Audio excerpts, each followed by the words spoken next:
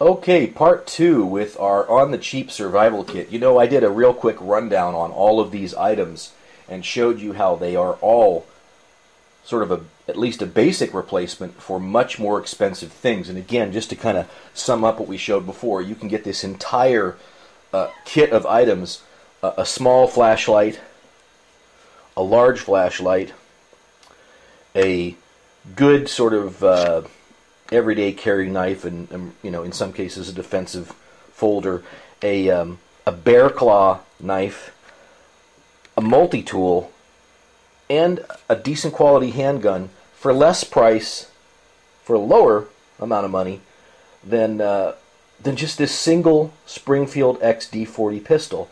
Now, the thing that everybody will say again is, well, every single one of those items you showed, that's all fine and good, but are they of the same quality? Well, the answer is no, they aren't. And this is one of those things where you have to sort of make intelligent decisions. If you want a flashlight that works and puts out light all the time, you turn it on and you turn it off, again, there's a $1 flashlight. This Fenix is better all the way around. It's better made. You can tell just when you're putting in and putting out a battery, taking out a battery, that it screws on and screws off better. You've got little features like the strike surface on the front here. It seems to be an overall tougher design, better able to take it. But then again, it's $50. It's $50. If you got the money, spend it. I'm glad I have this, but I'd take this any day of the week in a pinch. Every single one of these items fits that kind of a description. The higher priced item is better in some way. It's either of a better quality or it has increased capabilities. The most obvious one would be, of course, the comparison of the two handguns. This Bersa Thunder shoots the 380 cartridge, and it carries a maximum of 7+1 rounds at a time. That's certainly not as effective as a 9mm or a 40 caliber cartridge, which this takes, or a 45. But again, the difference in the price makes a difference. The idea here is to get all of this stuff. And by the way, one of the things when you're first getting into anything that you want to do is you don't want to make it something where you put together a kit of what some people call safe queens, which means you put it away in your safe and you never touch it and it's there for a rainy day. You know, if you go out and you buy a $550 handgun and that's all you can afford, or even, more so the case, say you spent $1,500 on something custom 1911, you're going to baby that thing, you're never going to treat it right. You might be much more likely to take this out and beat the heck out of it by shooting it a lot, rolling around in the dirt with it, learning to use it, learning to fire a pistol correctly. What's better, having something in your hand that you can use because you didn't baby it, or having something that, well, it's in the safe and maybe I'll get to it? All of these things fit that description. I happen to carry this light every day in my pocket. Why? Because it works. I know it's reliable. I know it'll take a lot. Does a fine job for me. I don't carry this. It's too heavy. I don't even carry this. The Kershaw, that's the alternate, although I would. It's a pretty good knife. I go ahead and I carry the more expensive knife because I just like it. What the heck? Why not? But there again, you may not feel too good about buying a very expensive bear claw and using that every day to cut open packages at work, or use it as a letter opener, or you're afraid to damage it in some way. Getting, what is it, an $8 piece like this? What the heck? If you lose it, if you damage it, wait for it to go on sale, get another one.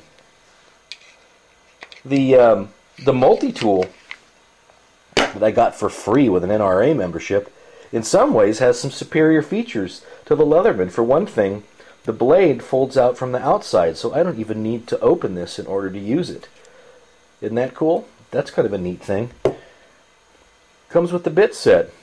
The bit set will incidentally work with the Leatherman, so what I did by buying it or getting a cheap set is I actually increased the capability of my better quality knife. Now this multi-tool, this knife, all of the the blades and everything, they open only from the inside, and they have a locking mechanism as well on the handle. You can see how that works. So in a sense, that's superior capability, but again at a higher price. The point is not to get locked into a mindset where you're more concerned about having a certain name brand or what other people consider to be quality. You want to get what works for you and work with it and use it and be prepared for a time when you might need to use it in an emergency situation. That's kind of the way we think here at ZombieTactics, and it's a recommendation that I'd make to you as well. By the way, we're just talking about all of these particular items as an example of a way that you might think about a lot of things. When it comes to backpacks, if you're putting together a bug-out kit or a get-out-of-Dodge bag, you know, you can go out there and you can find backpacks that are $150.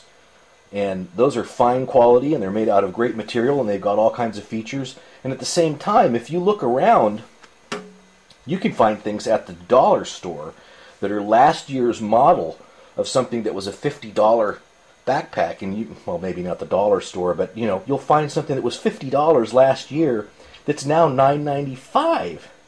And it has everything you need in it, and the only bad thing about it is it's last year's model. Same thing with everything else. Do you care if you have last year's model of a backpack? Probably not.